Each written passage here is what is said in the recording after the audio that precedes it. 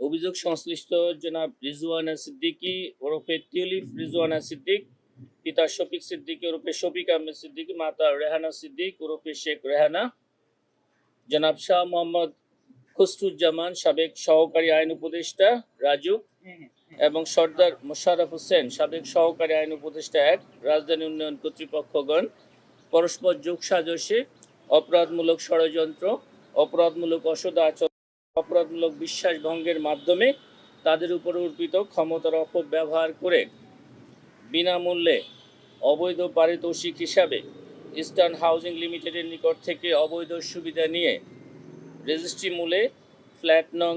B/201, বাড়ি নং 5A ও 5B,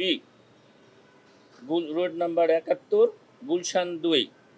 এর দখল নিয়ে এবং পরে রেজিস্ট্রি মূলে খতিয়ান গ্রহণ করে